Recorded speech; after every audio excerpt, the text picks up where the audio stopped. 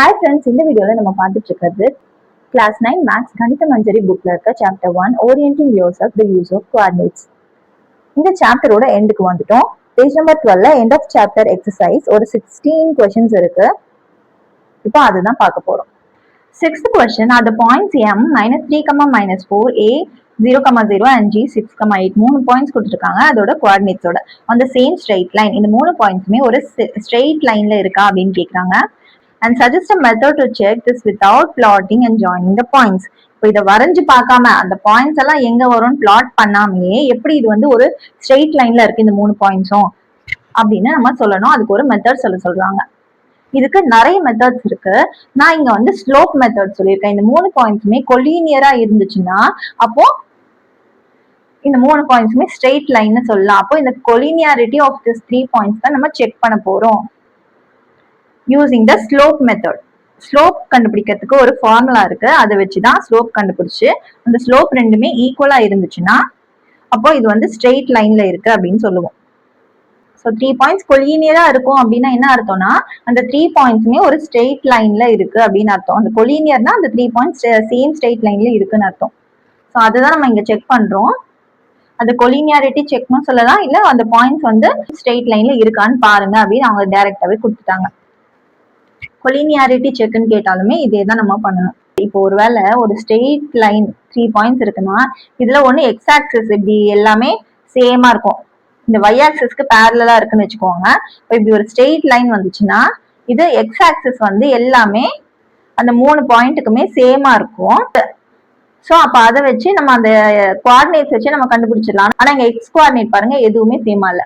அதே மாதிரி இப்படி ஒரு ஸ்ட்ரெயிட் லைன் இருந்துச்சுன்னா எக்ஸ் ஆக்சிஸ்க்கு பேரலா அப்போ அதோட ஒய் கோஆர்டினேட்ஸ் எல்லாமே சிமிலரா இருக்கும். ஆனா இங்க ஒய் கோஆர்டினேட்ஸுமே எதுவுமே சிமிலரா இல்ல, ஏன்னா அந்த லைன்ஸ் எல்லாமே இந்த மாதிரி பேரலா இல்ல.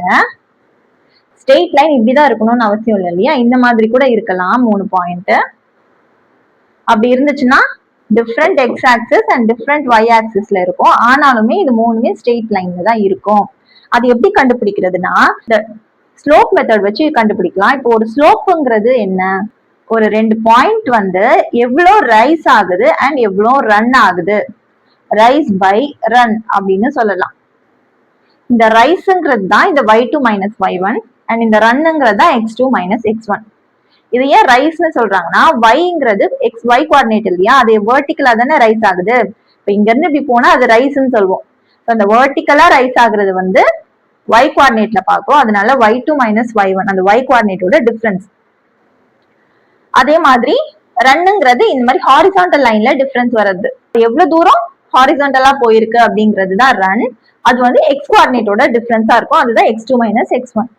இப்போ இதை வச்சு எப்படி நம்ம அந்த ஸ்ட்ரெயிட் லைன் சொல்ல முடியும் இந்த மூணு பாயிண்ட்ஸ் அப்படின்னா, இப்போ இது இங்க வச்சுக்கோங்க, இதுதான் மூணு பாயிண்ட்னு. இந்த ரெண்டு பாயிண்ட்டுக்கு ஃபர்ஸ்ட் பாக்குறோம். இப்படி பாத்தீங்கன்னா இது வந்து y கோஆர்டினேட்டோட டிஃபரன்ஸ். இங்க இருக்க y கோஆர்டினேட், இங்க இருக்க இதோட y அண்ட் இது வந்து இந்த பாயிண்டோட y, இதோட டிஃபரன்ஸ் தான் இது y2 - y1. இந்த ரைஸ் தான் இந்த y2 - y1 அண்ட் இந்த ரெண்டு பாயிண்ட்டுக்கும் x கோஆர்டினேட்டோட டிஃபரன்ஸ் தான் இந்த டிஸ்டன்ஸ். இது வந்து x2 - x1, இதுதான் அந்த ரன். அண்ட் இதோட ratio y2 - y1 divided by x2 - x1 will be equal to இந்த ரெண்டு பாயிண்டோட ஸ்லோப். இப்போ இந்த ரெண்டு பாயிண்டோட ஸ்லோப் எப்படி கண்டுபிடிப்போம், அதே மாதிரி தான் இப்படி பண்ணணும். எக்ஸ்டெண்ட் பண்ணீங்கன்னா இந்த ரைஸ் வந்து y2 - y1 அண்ட் இந்த டிஸ்டன்ஸ் ஹாரிசான்டல் டிஸ்டன்ஸ் வந்து x2 - x1. இப்போ இதுக்கு இந்த y கோஆர்டினேட்டோட டிஃபரன்ஸும் இந்த y கோஆர்டினேட்டோட டிஃபரன்ஸும் சேமா இருக்கணும். x2 அதே மாதிரி x கோஆர்டினேட்டோட டிஃபரன்ஸும் இந்த x கோஆர்டினேட்டோட டிஃபரன்ஸும் சேமா இருக்கணும் அப்படின்னு சொல்லலாம்னா அது முடியாது, டிஃபரெண்டா கூட இருக்கலாம். இப்போ இங்க பாத்தீங்கன்னா ஈக்குவலா இந்த இது வந்து மிட் பாயிண்ட்ல வருது, அதனால ஈக்குவலா இருக்கு. ஒருவேளை இன்னொரு பாயிண்ட் தூரமா இருக்குன்னு வச்சுக்கோங்க, அப்போ இது வந்து பெரிய ட்ரையாங்கிள் மாதிரி வருமா, இது சின்ன ட்ரையாங்கிள் மாதிரி வரும். ஆனாலுமே இது வந்து ஒரு ஸ்ட்ரெயிட் லைன்ல இருக்கு இல்லையா, அதனாலதான் நம்ம ரேஷியோ பாக்குறோம். ஏன்னா இப்போ இந்த டிஸ்டன்ஸ் 1 அண்ட் இந்த டிஸ்டன்ஸ் 3ன்னு வச்சுக்கோங்க. இப்போ இது வந்து டிஸ்டன்ஸ் எப்படி இருக்கும்னா 3 அண்ட் இந்த டிஸ்டன்ஸ் வந்து 9 இருக்கும். இப்போ இதோட ரேஷியோ பாருங்க 3/1 அண்ட் இதோட ரேஷியோ வந்து 9/3 இருக்கும். இது வந்து கேன்சல் ஆச்சுன்னா மறுபடியும் 3/1 தான் வரும். இப்போ ரெண்டுமே ஈக்குவலா வந்துருச்சா. ஸோ இந்த வேல்யூஸ் வந்து ஈக்குவலா இல்லைனாலுமே அதோட ரேஷியோஸ் பார்க்கும்போது ரெண்டுமே சிமிலரா வரும். ஒரு மூணு பாயிண்ட் ஸ்ட்ரெயிட் லைன்ல இருந்துச்சுன்னா அந்த y கோஆர்டினேட் அண்ட் x கோஆர்டினேட்டோட ரேஷியோஸ் ரெண்டுமே சிமிலரா வரும். அந்த y கோஆர்டினேட் அண்ட் x கோஆர்டினேட்டோட அந்த ரேஷியோக்கு பேர் தான் ஸ்லோப்னு சொல்றோம். அந்த ரெண்டு ஸ்லோப்புமே ஈக்குவலா இருந்துச்சுன்னா அப்போ அந்த 3 பாயிண்ட்டுமே கொலீனியரா இருக்கு, அதாவது சேம் ஸ்ட்ரெயிட் லைன்ல இருக்கு. இப்போ அந்த ஸ்லோப் மெத்தட் புரிஞ்சுதா? இப்போ அதோட ஃபார்முலா வந்து y கோஆர்டினேட்டோட டிஃபரன்ஸ் அண்ட் x கோஆர்டினேட்டோட டிஃபரன்ஸ். அதுல நம்ம அந்த பாயிண்ட்ஸோட வேல்யூஸ் போட்டு சப்ஸ்டியூட் பண்ணா போதும். இப்போ 2 பாயிண்ட் தான் நம்ம எடுக்கணும் ஃபர்ஸ்ட். இப்போ m and a பாயிண்ட் எடுத்துக்கலாம். இப்போ m and a பாயிண்ட் எடுத்தீங்கன்னா இது வந்து x1 y1, இது வந்து x2 y2 அப்படின்னு எடுத்துக்கலாம். இப்போ y2 மைனஸ் y1 அதாவது 0 மைனஸ் -4 அதுதான் இங்க போட்டிருக்கோம். அதே மாதிரி x2 மைனஸ் x1 வந்து 0 மைனஸ் ஆஃப் -3. இப்போ மைனஸ் வந்து கேன்சல் ஆயிடும், 4/3 ஆன்சர் வருது. இப்போ இந்த 2 பாயிண்ட் எடுக்கணும் AG. இப்போ இதை வந்து x1 y1 எடுத்துட்டு இது வந்து x2 y2 எடுத்துட்டோம்னா x2 minus y2 minus y1 என்ன 8 minus 0 and x2 minus x1 வந்து 6 மைனஸ் 0. இது கேன்சல் பண்ணாலுமே 8/6, அதை 2 டேபிள்ஸ்ல பண்ணா 4/3. இப்போ ரெண்டு ஸ்லோப்பும் ஈக்குவலா வந்துச்சா? So the slopes are equal, so the lie on the same straight line conclude பண்ணிடலாம். ஸோ இந்த ஸ்லோப் மெத்தட் இந்த ஃபார்முலா தெரிஞ்சாவே போட்டுடலாம். இல்லைனாலும் அந்த கான்செப்ட் தெரியும் இல்லையா, அந்த y கோஆர்டினேட் அண்ட் x கோஆர்டினேட்டோட ரேஷியோ தான் அந்த ஸ்லோப்னு. இப்போ இன்னொரு மெத்தட் இருக்கு, அந்த மெத்தட் பார்க்கலாமா? இப்போ இன்னொரு மெத்தட் சொன்னாலையா, அது வந்து டிஸ்டன்ஸ் ஃபார்முலா வச்சு பண்ணுவோம். டிஸ்டன்ஸ் ஃபார்முலா என்ன? Root of x2 minus x1 the whole square plus y2 minus y1 the whole square. இப்போ ரெண்டு பாயிண்ட்க்கு நடுவில் உள்ள அந்த டிஸ்டன்ஸை கண்டுபிடிச்சு நம்ம பண்ணுவோம். ஃபர்ஸ்ட் நம்ம டிஸ்டன்ஸ் கண்டுபிடிச்சிடலாம், அதுக்கப்புறம் அதை வச்சு நம்ம எப்படி சொல்றது அது கொலினியரா இல்லையா, அது வந்து சேம் ஸ்ட்ரெயிட் லைன்ல இருக்கா இல்லையா அப்படின்னு நான் சொல்றேன். இப்போ m and a பாயிண்ட்டுக்கு என்ன டிஸ்டன்ஸ்னு பார்க்கலாம். Root of x2 minus x1 இல்லையா, இப்போ இது வந்து x1 இது x2ன்னு வச்சுக்கிட்டா x2 வந்து -3 x1 0, ஸோ -3 ஸ்கொயர் வரும். அப்புறம் y2 வந்து -4 y1 வந்து 0, ஸோ -4 ஸ்கொயர் வரும். இப்போ 3 ஸ்கொயர் வந்து 9, 4 ஸ்கொயர் 16, ரெண்டுத்தையும் ஆட் பண்ணீங்கன்னா 25, ரூட் ஆஃப் 25 வரும், விச் இஸ் 5 யூனிட்ஸ். ஸோ MAவோட டிஸ்டன்ஸ் வந்து 5. இப்போ AG பார்க்கலாம். இது வந்து x1, இது வந்து x2ன்னு எடுத்துக்கலாம். அப்போ x2 மைனஸ் x1 வந்து 6, அது 0னால 6 square. y2 minus y1 8 minus 0 square. இப்போ 6 ஸ்கொயர் வந்து 36, 8 ஸ்கொயர் வந்து 64. ஜஸ்ட் இந்த x2 minus x1 y2 minus y1ஓட வேல்யூஸ் இங்க சப்ஸ்டியூட் பண்ணணும். இந்த ரெண்டு பாயிண்ட்ஸோட கோஆர்டினேட்ஸ் தான் x1 y1 x2 y2 அந்த மாதிரி எடுத்துக்கணும். இப்போ 36 பிளஸ் 64 எவ்வளோ? 100 வரும். அப்போ ரூட் ஆஃப் 100 வந்து 10. இப்போ AG வந்து 10. இப்போ MA AG கண்டுபிடிச்சோம். இப்போ M-க்கும் G-க்கும் நடுவில் எவ்வளோ டிஸ்டன்ஸ் இருக்குன்னு பார்க்கணும். அப்போ MG இது ரூட் ஆஃப் ஏதாவது ஒரு பாயிண்ட் x1 x2ன்னு எடுத்துக்கலாம். இப்போ இது வந்து x1 இது வந்து x2ன்னு வச்சுப்போம். இப்போ x2 வந்து 6, x1 வந்து minus of -3 the whole square plus y2 வந்து 8 minus of 4 y1 the whole square. இப்போ 6 plus 3 minus into minus plus ஆயிடும். அப்போ பிளஸ் 3னா 9 square plus 8 plus 4 12 square. 9 square என்னது 81, 12 ஸ்கொயர் 144. ரெண்டுத்தையும் ஆட் பண்ணீங்கன்னா root of 225 which is 15 square தான் 225. அப்போ ரூட் ஆஃப் 225 வந்து 15. இப்போ MA ஓட வேல்யூ என்ன 5, AG ஓட வேல்யூ 10 and MG ஓட வேல்யூ 15. இப்போ இந்த டிஸ்டன்ஸ் வச்சு எப்படி நம்ம அது ஸ்ட்ரெயிட் லைனான்னு கண்டுபிடிக்க போறோம்னா, இதுல இருக்கிறதுலே லாங்கஸ்ட் டிஸ்டன்ஸ் என்ன MG. ஸோ அந்த longest distance equal to longest distance MGயா. So MG equal to sum of other 2 distances. மீதி இருக்க அந்த 2 டிஸ்டன்சஸ் என்ன MA and AG. இப்போ அது ரெண்டுத்தையும் சம் பண்ணா that will be equal to MG. இப்போ 3 பாயிண்ட் இப்படி இருக்குன்னா இதுதான் லாங்கஸ்ட் டிஸ்டன்ஸ் இல்லையா, ஸ்ட்ரெயிட் லைன்ல இருந்தா MAGன்னு வச்சுப்போம். இப்போ MG இதுதான் லாங்கஸ்ட் டிஸ்டன்ஸ். அதனால இந்த MAAG வந்து ரெண்டுத்தையும் ஆட் பண்ணா இந்த MG கிடைச்சிருமா, அதுதான் இங்க சொல்றாங்க. Longest distance will be equal to the sum of other 2 distances. இந்த ரெண்டு டிஸ்டன்ஸும் ஆட் பண்ணா the total distance கிடைக்கும் அப்படின்னு. இப்போ ஒருவேளை இது ஸ்ட்ரெயிட் லைன் இல்லைன்னா என்ன ஆகும்? இப்போ MAG இது வந்து இப்படி இருக்குன்னு வச்சுக்கோங்க. ஒருவேளை ரொம்ப ஸ்லைட் டிஃபரன்ஸ் இருந்தாலுமே அது வந்து ஸ்ட்ரெயிட் லைன் இல்ல அப்படின்னா இந்த மாதிரி வரும் இல்லையா, அப்போ அது லைட்டா பெண்ட் ஆகுது. அப்போ இந்த தேர்ட் டிஸ்டன்ஸ நீங்க இப்படி ஜாயின் பண்ணும் போது இது MA இது Gனா Mல இருந்து A டிஸ்டன்ஸ் பார்த்தோம், Aல இருந்து G டிஸ்டன்ஸ் பார்த்தோம். இப்போ MGங்கிறது இது ரெண்டுத்தையும் ஆட் பண்ணா வருமா? வராது. MGங்கிறது இங்க இருந்து ஸ்ட்ரெயிட்டான வர டிஸ்டன்ஸ் தான் நமக்கு கிடைக்கும். ஸோ ஒரு ஸ்ட்ரெயிட் லைனா இருந்தா அந்த MA AG ரெண்டுத்தையும் ஆட் பண்ண distance will be equal to the longest அந்த farthest distance அந்த MGயோட வேல்யூக்கு ஈக்குவலா இருக்கும். ஆனா இந்த மாதிரி இருந்துச்சுன்னா MG டிஸ்டன்ஸ் வந்து கம்மியா இருக்கும், MA and AG ரெண்டுத்தையும் ஆட் பண்ணா அந்த டிஸ்டன்ஸ் அதிகமா இருக்கும். So it's not collinear then they form a triangle. இப்போ இது பாத்தீங்கன்னா தெரியுதா, ஒரு ட்ரையாங்கிள் ஃபார்ம்ல இருக்கா. ஒரு ட்ரையாங்கிளுக்கு ஒரு கண்டிஷன் இருக்கு, ரெண்டு சைட்ஸ் A and B ரெண்டுத்தையும் ஆட் பண்ணீங்கன்னா that will be greater than the third side அப்படின்னு ஒரு ப்ராப்பர்ட்டி இருக்கு.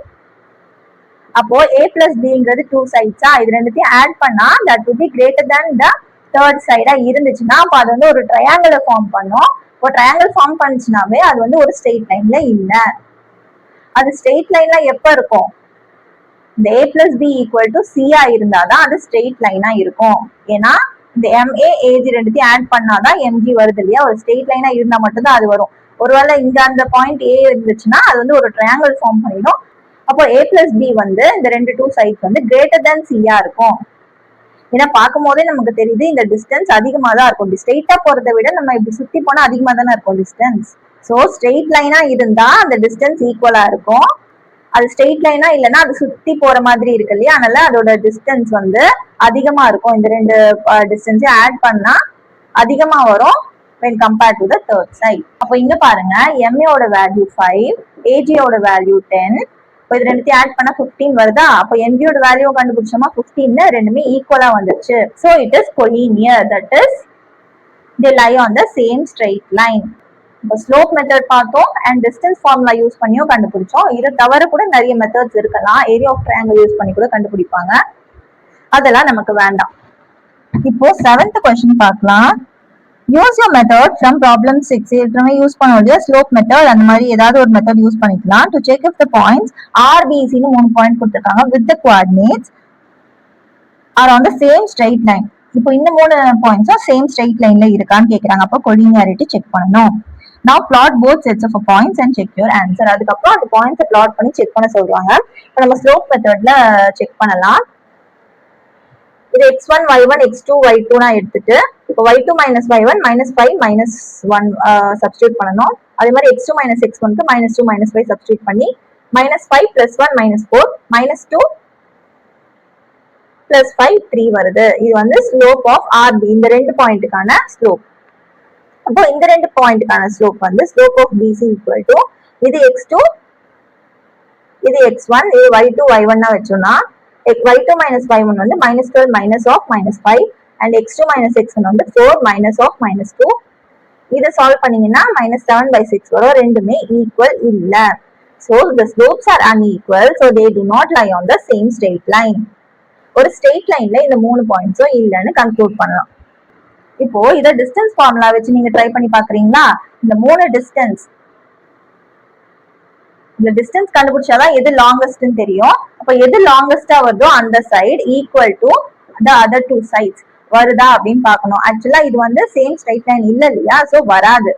இந்த சம் வந்து கிரேட்டரா வரும் than this third side. So அதை நான் போடல, நீங்க வேணா செக் பண்ணி பார்த்துக்கோங்க.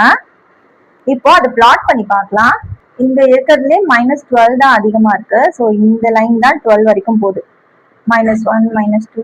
இப்போ ஆரோட பாயிண்ட் எங்க இருக்கு? ரெண்டுமே மைனஸ்ல இருக்கு. அப்போ தேர்ட் குவாட்ரண்ட்ல வரும். எக்ஸ் ஆக்சிஸ்ல -5 இதுக்கு ஸ்ட்ரெயிட்டா அண்ட் y ஆக்சிஸ்ல -1. அப்போ இங்க வரும் -5, -1. இப்போ B யோட பாயிண்ட் எங்க இருக்கு? அதுவுமே தேர்ட் குவாட்ரண்ட் தான், ஏன்னா ரெண்டுமே மைனஸ்ல இருக்கு. -2 x axis x coordinate and y வந்து -5. இப்போ இங்க வரும் -2, -5. C ஓட பாயிண்ட் 4, -12. 4 எங்க இருக்கு? பாசிட்டிவ்ல இருக்கு. எக்ஸ் ஆக்சிஸ்ல. இப்போ 4 -12 வந்து இங்க கடைசியா இருக்கு, இங்க இருக்கு. இப்போ இந்த 3 பாயிண்ட்ஸ் பாருங்க. இப்போ இந்த 3 பாயிண்ட்ஸும் நீங்க ஜாயின் பண்ணணும். இதை இப்படி ஜாயின் பண்ணிட்டு இப்படி ஜாயின் பண்ணணும். இங்க வந்து நான் ரஃபா வரைஞ்சதுனால இது கரெக்டா ஸ்ட்ரெயிட் லைன் வருதான்னு எனக்கு தெரியல. பட் கிராஃப் ஷீட்ல வரைஞ்சு பாத்தீங்கன்னா இதை உங்களால ஒரு ஸ்ட்ரெயிட் லைன்ல ஜாயின் பண்ண முடியாது. ஏன்னா இதை நம்ம ப்ரூவ் பண்ணோம் இல்லையா, இது வந்து சேம் ஸ்ட்ரெயிட் லைன்ல இருக்காதுன்னு. ஸோ இதுல கிராஃப்ல வரைஞ்சீங்கன்னா உங்களுக்கு கண்டிப்பா தெரியும் இது வந்து ஸ்ட்ரெயிட் லைன்ல வராது. இப்போ நான் ரஃபா வரைஞ்சதுனால எனக்கு தெரியல. இங்க பாருங்க, நான் கிராஃப் ஷீட்ல வரையினாலுமே கொஞ்சம் ஈக்குவல் டிஸ்டன்ஸா வரைஞ்சிருக்கேன். இதுல பாத்தீங்கன்னா இந்த 2 லைனை டிரா பண்ணிட்டு இப்படி ஸ்ட்ரெயிட் லைன் வந்து அது கீழே போகும். ஆனா இங்க வந்து லைட்டா பெண்ட் ஆயிட்டு இப்படி போது இந்த தேர்ட் பாயிண்ட ஜாயின் பண்றதுக்கு. அதனால இது வந்து ஒரு ஸ்ட்ரெயிட் லைன் கிடையாது. இல்லைன்னா இங்க தேர்ட் பாயிண்ட் நீங்க இப்படி ஜாயின் பண்ணி பாருங்க. இப்படி ஜாயின் பண்ணாலுமே இப்படி வருது. இந்த செகண்ட் பாயிண்ட் வந்து இந்த லைன்ல, இந்த ஸ்ட்ரெயிட் லைன்ல வராது. இந்த 3வது பாயிண்ட்டையும் ஃபர்ஸ்ட் பாயிண்ட்டையும் ஜாயின் பண்ணிட்டு இன்னொன்னு வந்து இந்த 3 பாயிண்ட ஜாயின் பண்ற மாதிரி வச்சீங்கன்னா அது ஒரு ட்ரையாங்கிள் மாதிரி ஃபார்ம் பண்ணுதா. அதனாலதான் இந்த 3 பாயிண்ட்ஸ் வந்து கொலினியர் இல்ல, ஸ்ட்ரெயிட் லைன் இல்ல. இல்ல இன்னுமே நீங்க கன்ஃபார்ம் பண்ணோம்னா நீங்க கிராஃப் ஷீட் எடுத்து வரைஞ்சு பாருங்க. Next 8th question, using the origin as one vertex. இதுதான் ஆரிஜின்னா இது வந்து ஒரு வேர்டெக்ஸா எடுத்துட்டு plot the vertices of an right angled isosceles triangle. ஒரு ரைட் ஆங்கிள் ஐசோசெலஸ் ட்ரையாங்கிள்னு எப்படி இருக்கும்? இந்த 2 சைடுமே ஈக்குவலா இருந்துச்சுன்னா அப்போ அது ஐசோசெலஸ் ரைட் ட்ரையாங்கிள். இப்போ ஒரு வேர்டிசஸ், இது 3த்துல ஏதாவது ஒரு வேர்டிசஸ் எடுக்கணும். நம்ம இது எடுத்துக்கலாம். இப்போ இது எடுத்தீங்கன்னா இதுதான் ஒரு வேர்டிசஸ் ஆரிஜின். இப்போ இங்க இருந்து இப்படி மேல போகணுமா, இங்க 1 2 3ன்னு வச்சுப்போம். 3ல இங்க ஸ்டாப் பண்ணிக்கலாம். அப்போ இந்த 2 சைடுமே ஈக்குவலா இருக்கணும். இங்க இருந்து 3 யூனிட்ஸ்னா இதுவுமே 3 யூனிட்ஸ் இருக்கணும் இல்லையா? அப்போ 1 2 3. இங்க இன்னொரு வேர்டிசஸ் மார்க் பண்ணிக்கலாம். இப்ப ஏன் நம்ம இதை எடுத்தோம்னா, ஏன்னா இது ஆல்ரெடி எக்ஸ் ஆக்சிஸும் ஒய் ஆக்சிஸும் வந்து ரைட் ஆங்கிளா இருக்கும் இல்லையா, பர்பெண்டிகுலரா இருக்கும். அதனால நம்ம இந்த ஆரிஜினை வந்து இந்த 2 சைட் பர்பெண்டிகுலரா வர அந்த வேர்டிசஸ் எடுத்தோம்னா ஈஸியா இருக்கும் நம்ம ஜாயின் பண்றதுக்கு. இப்போ இந்த 2 சைடுமே யூனிட் 3 யூனிட் 3 வந்துச்சு. இது ரெண்டுத்தையும் ஜாயின் பண்ணீங்கன்னா நமக்கு ஒரு right angle triangle isosceles triangle கிடைச்சிடும். இப்போ இதோட வேர்டிசஸ் எப்படி மார்க் பண்றது? இது 0,0 தெரியும், ஒன்னு ஆரிஜின். இது வந்து எக்ஸ் வந்து x coordinate 3 and y coordinate வந்து இது எக்ஸ் ஆக்சிஸ் மேலே இருக்கிறதுனால 0வா இருக்கும். அதே மாதிரி இது ஒய் ஆக்சிஸ் மேல இருக்கிறதுனால எக்ஸ் வந்து 0வா இருக்கும், ஒய் கோஆர்டினேட் வந்து 1 2 3 இருக்கு, அப்போ 3. ஸோ இதோட கோஆர்டினேட்ஸ் என்ன? 0,0 0,3 அண்ட் 3,0. இதுதான் இந்த ஐசோசெலஸ் ரைட் ட்ரையாங்கிளோட கோஆர்டினேட்ஸ். இப்போ அதுலயே second subdivision, and isosceles triangle with one vertex in quadrant 3 and the other in quadrant 4. இதுதான் குவாட்ரண்ட் 3, இது வந்து குவாட்ரண்ட் 4. இல்ல ஒரு வெர்டெக்ஸ் வந்து குவாட்ரண்ட் 3லயும் இன்னொரு வெர்டெக்ஸ் வந்து குவாட்ரண்ட் 4லயும் இருக்கணுமா. அண்ட் ஒரு ஐசோசெலஸ் ட்ரையாங்கிள் வரைய சொல்லியிருக்காங்க. அது ரைட் ஆங்கிளா இருக்கணும்னு அவசியம் இல்லை. ஐசோசெலஸ் ட்ரையாங்கிள்னா என்ன? 2 சைடு ஈக்குவலா இருக்கணும். அப்போ இங்க இருந்து இது எவ்வளவு டிஸ்டன்ஸோ அதே மாதிரி இந்த சைடும் நம்ம எடுக்கணும்.